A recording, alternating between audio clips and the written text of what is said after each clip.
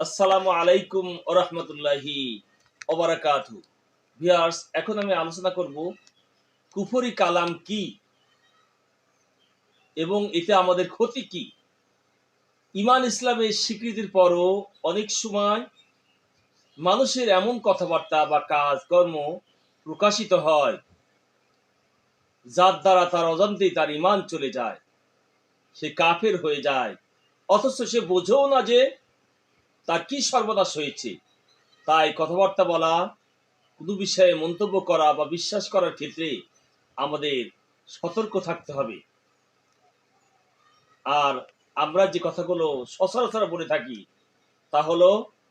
আল্লাহ বা নবী রাসূলকে গালি দেওয়া, এরপরে আল্লাহ ও রাসূলের কোন হুকুমকে খারাপ মনে করা,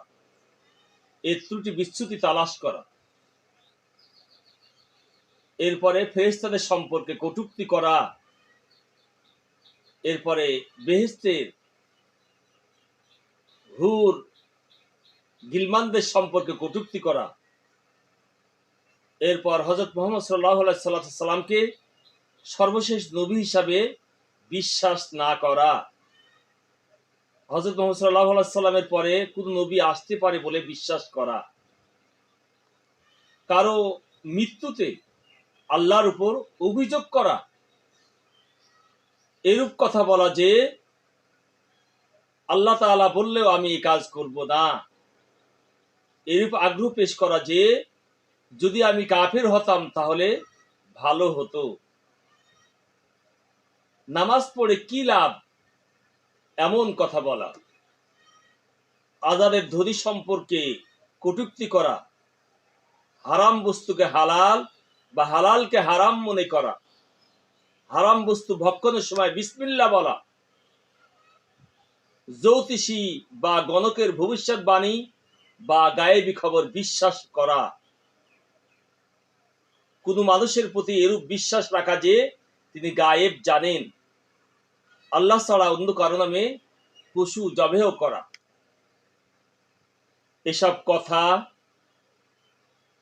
বিশ্বাস ও কাজ কুফরি। সুতরাং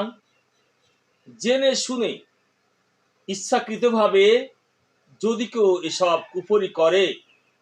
তাহলে তার ঈমান চলে যাবে, নামাজ রোজা হজ যাকাত ও ইবাদত বন্দিগি বাতিল হয়ে যাবে, স্ত্রী তালাক হয়ে যাবে। এমত অবস্থায় তার তওবা করে মুসলমান হতে হবে এবং বিবাহ দোহরাতে হবে, অন্যথায় সে কাফের হিসাবে গণ্য হয়ে